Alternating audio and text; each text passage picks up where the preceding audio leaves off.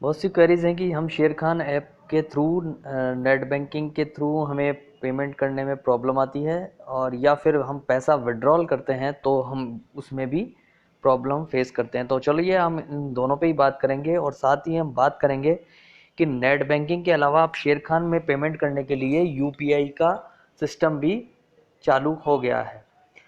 तो चलिए आज हम इसी पे बात करेंगे। नमस्कार, मेरा नाम विकास है, और आज हम बात करेंगे कि शेर खान में हम किस तरीके से पेमेंट कर सकते हैं अपने शेयर्स, म्यूचुअल फंड या दूसरे किसी करेंसी या कमोडिटीज़ के लिए, और कैसे उस फंड को विड्रॉ कर सकते हैं।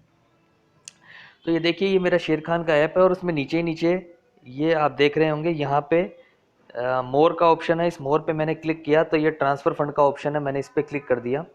ट्रांसफ़र फंड का ऑप्शन मैं क्लिक करता हूं तो मेरे पास equity cash transfer, currency cash transfer, mutual fund transfer, यानी मुझे किस लेज़र में अपना पैसा ले जाना है उन तीनों के ऑप्शन है। और नीचे विड्रॉ कैश के ऊपर का भी ऑप्शन है, इक्विटी विड्रॉ कैश, करेंसी और same mutual fund withdraw cash. और साथ ही नीचे एक और ऑप्शन है अलोकेट फंड्स, यानी मैं एक लेज़र से दूसरी लेज़र में अगर पैसा ट्रांसफ़र करना चाहता हूं तो मैं ये अलोकेट फंड का ऑप्शन लेके ऐसा कर सकता हूं। फॉर एग्जांपल, मैं कमोडिटीज़ में भी ट्रेड करता हूं, करेंसी में भी करता हूं, इक्विटीज़ में भी करता हूं। इक्विटीज़ में मैंने पैसा डाल दिया है, और अब मुझे 3:30 बजे इक्विटी मार्केट बंद हो जाता है। उसके बाद मुझे 5 बजे और 7:30 बजे जो करेंसी मार्केट चालू रहता है, और रात को 11:30 बजे तक कमोडिटीज़ मार्केट चालू रहता है। तो मुझे उसी फंड से ट्रेडिंग करनी है, तो मैं एलोकेट फंड का ऑप्शन लूँगा, और उस पैसे को जो मेरा इक्विटी में बचा हुआ है उसको दूसरी लेज़र में ट्रांसफ़र करके उसमें भी मैं ट्रेडिंग कर सकता हूँ। तो सबसे पहले हम बात कर रहे थे, आज जो हमारा मेन टॉपिक है कि हम कैश ट्रांसफ़र कैसे करते हैं। तो इक्विटी कैश ट्रांसफ़र पे मैंने क्लिक किया, देखिए। उसके बाद मैं ये कितना पैसा ले जाना चाहता हूँ, जैसे मैं फॉर एग्जांपल मैंने 100 रुपीज़ यहाँ पे टाइप कर दिए।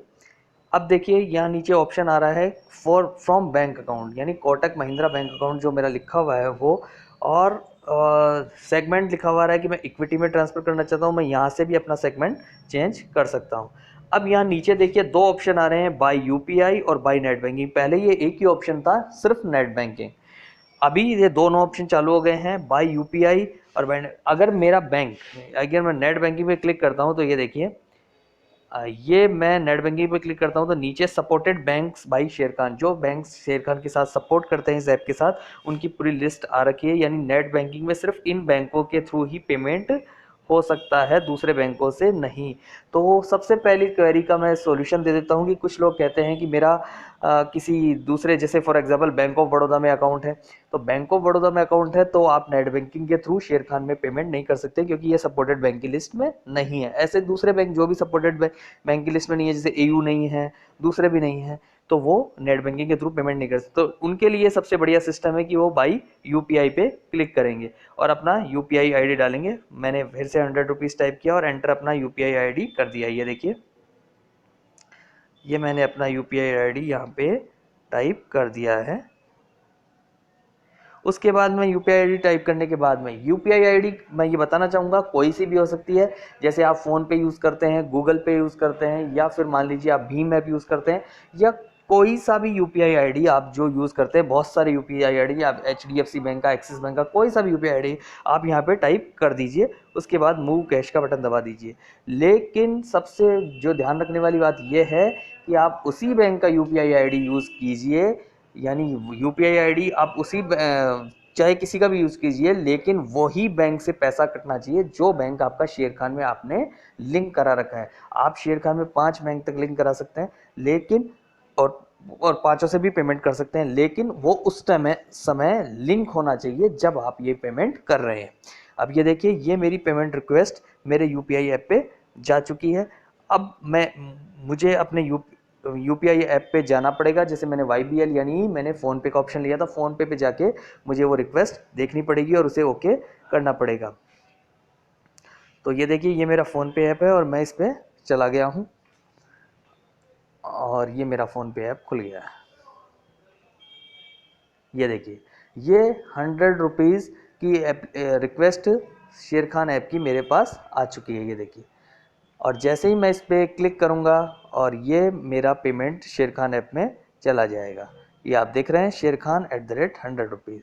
तो ये मैंने क्योंकि एक समझाने के लिए आपको बताया था, इस तरीके से आप पेमेंट कर सकते हैं। अगर मैं ये 3 मिनट 54 सेकंड 54 सेकंड जिसमें दिखा रहा है ये टाइम बढ़ता जा रहा है, इसके दरमियान ये पेमेंट नहीं करूँगा तो ये जो मेरी रिक्वेस्ट है ऑटोमेटिक कैंसिल हो जाएगी और बाद में जब तक मैं दोबारा रिक्वेस्ट प्लेस नहीं करता मेरा पैसा नहीं कटेगा। तो ये हो गई पेमेंट वाली बात। अब मैं फिर से बैक चला जाता हूँ और फिर से आपको ट्रांसफ़र फंड में लेके जाता हूँ। ये मैं फिर से ट्रांसफ़र फंड में आ गया। अब की बार मैं आपको बता रहा हूँ, ये मैंने नेट बैंकिंग का ऑप्शन आपको दे दिया है और नेट बैंकिंग से ट्रांसफ़र कैसे होता है ये सभी जानते हैं कि मैंने अपने पहले वाले ऐप में आपको ये अच्छे से बता दिया है। अभी मैं विड्रॉ कैश का ऑप्शन पे जाता हूँ। देखो ये मैं इक्विटी विड्रॉ कैश के ऑप्शन पे जाता हूँ। अब मुझे कितना पैसा वापस शेरखान ऐप से अपने अकाउंट में लेके जाना है तो ये देख लीजिए। सबसे पहले इक्विटी बैलेंस देख लीजिए, यहाँ पे इक्विटी बैलेंस आपका फ्री है या नहीं है। तो देखिए मेरा ये 2 लेजर्स में बैलेंस फ्री है, यानी आईपीओ इक्विटी में और म्यूचुअल फंड में ये पैसा मैं निकाल सकता हूँ कभी भी। इसके बाद में मैंने यहाँ पे 100 रुपीज़ टाइप किया। अब मैं कौन सी लेजर से पैसा निकालना चाहता हूँ वो टाइप करूँगा। और अगेन मुझे यहाँ पे ये कुछ लोग ऐसे कहते हैं कि यार हम पैसा विड्रॉ क्यों नहीं कर सकते हैं। तो जैसे मैंने आपको पहले बताया था कि वो बैंक सपोर्टेड बैंक की लिस्ट में आ रहा है या नहीं आ रहा है, तो आपका पैसा यहाँ से विड्रॉ नहीं होगा। अगर आप यहीं से पैसा ऐप के थ्रू विड्रॉ करना चाहते हैं तो आपको ऐसा कोई बैंक जो शेरखान की सपोर्टेड लिस्ट में है वो आपको लिंक कराना पड़ेगा, तभी आप यहाँ से पैसा विड्रॉ कर पाएंगे। अगर यहाँ पे वो सपोर्टेड बैंक की लिस्ट में नहीं है तो आप विड्रॉ, ये बैंक आपको शो ही नहीं करेगा क्योंकि मेरा कोटक महिंद्रा है इसलिए शो कर रहा है, तो ये विड्रॉ आप कर ही नहीं सकते हैं। उसके लिए आपको अपनी ब्रांच में कॉल करके बोलना पड़ेगा, क्योंकि यहाँ से जो आप पैसा ट्रांसफ़र करते हैं वो जाता है नेट बैंकिंग के थ्रू, जिसे और जो आप ब्रांच में कॉल करके पैसा बोलते हैं तो वो जाता है एनईएफटी के थ्रू।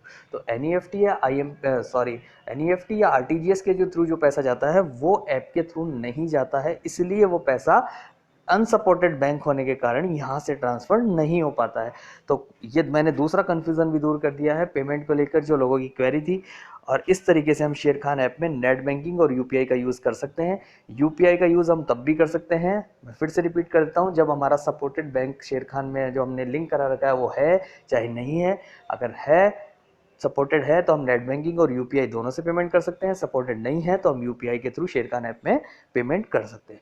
तो दूसरी बात आती है विड्रॉ की। तो विड्रॉ हम तभी कर सकते हैं जब हमारा बैंक जो हमने लिंक करा रखा है शेरखान में वो सपोर्टेड है, अदरवाइज हमें ब्रांच में कॉल करके ही अपना पैसा विड्रॉ करना पड़ेगा। तो ये सब बातें मैंने आपको शेरखान ऐप की जो पेमेंट से रिलेटेड थी, वो जो डिपॉजिट और विड्रॉ से थी रिलेटेड, वो मैंने आपको बता दी है। आपको ये मेरा वीडियो कैसा लगा इसे लाइक और सब्सक्राइब जरूर करें, और इसके रिलेटेड कोई आपकी क्वेरी हो तो आप नीचे कमेंट सेक्शन में टाइप कर सकते हैं। Thank you very much.